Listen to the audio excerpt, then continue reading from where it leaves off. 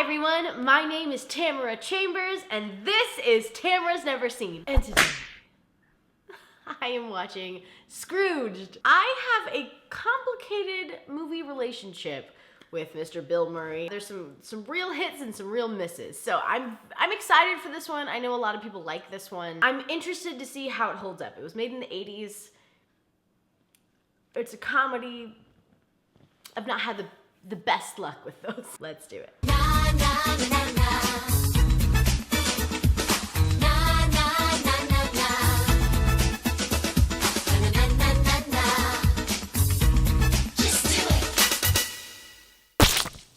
Okay, I have some unpopular opinions from someone who didn't grow up watching Bill Murray movies. I think how do I say this? I can feel the downvotes from here. I know that Bill Murray is beloved by everyone, and I love that. I love when people love other people. It's such a fun thing. How great. Good. But I didn't grow up with Bill Murray movies, and I don't understand the appeal. Everything I say, I'm just gonna end with a cringe so that I'm so sorry, everyone's gonna hate this. His deadpan, like really like famously deadpan character that he plays in everything was like a new thing then, and now it's just like it's so overdone. Like everyone wanted to do what he was doing. So me now going back and seeing those things, they aren't as fresh as they probably were when they first came out, and so I don't love them. I would love to see him play a part that was just all really fun and good and nice and great. Not a complete dick for most of the movie. I'm so sorry, everyone's gonna hate me. Oh God. I didn't love this film. I didn't think it was fun enough to warrant the lead character being such a jerk the entire time. It just didn't like pay off enough for me at the end. I know a lot of people like this, and I think I am coming at it with a very harsh tone, but that's just how I feel. I mean, it started off and I was like, oh, it's the same jerk from Groundhog Day. I've talked with some people about this where there's the argument that's like, well, that was an 80s thing. Like, you just don't understand because it's an 80s thing. I understand character development. I understand characters. And I understand what I like and don't like. I understand if you grew up with it. Like, you like that, but like, I will say though, that the spirits that visit him are so cool. I loved the effects. I loved the makeup in this. I wrote, oh my God, his ex is cute as hell. He doesn't deserve you, girl. The whole film, you go through it, and every time you see her, it's clear that she's still very much in love with him. And it's like, why? Why? It would have been way more interesting to me to have her not still be so like head over obviously head over heels for him. Like, she still has feelings, but like he needs to earn it back. She's so caring and beautiful, and why? She comes to visit him because he calls her because he sees the first ghost, his old boss, whose makeup is super cool. And he's like trying to impress her, but then this guy comes up and he's like, hi, you asked me to put reindeer antlers on this mouse and I can't super glue them to his head, so what should I do? And he's like, just staple them. And she's like, don't staple reindeer antlers on a mouse. Don't do it. Don't do it. And he's like, oh, Claire. Same as always, trying to save the world. She's not trying to save the world. She's just trying to make you not staple reindeer antlers on him. Is that what saving the world is to you? Not stapling things on animals' heads? Then you see the ghost of Christmas Past, and he's a way more fun actor than Bill Murray is in this. I know Scrooge is an unlikable guy, but I mean, this has to hold our attention for 2 hours. You've got to put in some redeeming qualities. Sometimes jerks can be funny, obviously. That's a dynamic character choice, but in this, it's not dynamic. Oh my God, movie saved. It's Carol Kane as Ghost of Christmas Present. She's delightful in this. It's totally a character that I identify with. Totally a character I would get cast as. Is like this fairy, but who's also really menacing.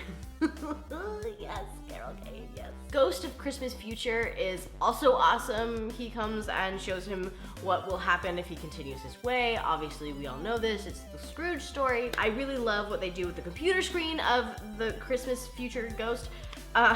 Super creepy. The inside is super creepy. Love it. The three ghosts are by far the best part of this movie for me. I think they're interesting. The acting is really great. Even when they're not acting with the Ghost of Christmas Future, it's still a dynamic, interesting character. I love the sets, the makeup, the effects of this movie. I think that some of the retelling of the Scrooge story is interesting. I just feel like most of it wasn't as fun as it could be.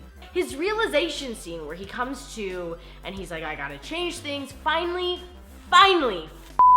a little fun. I love when he does the whole like ruining of the whole special and is on live TV telling people what they should do for Christmas. But even in that, he has Elliot holding a gun to like all of the control panel people, and also has the person that was gonna replace him, he just loses his job.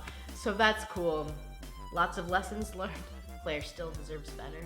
I know a lot of people like this. I think this is another one where like this was made in 87?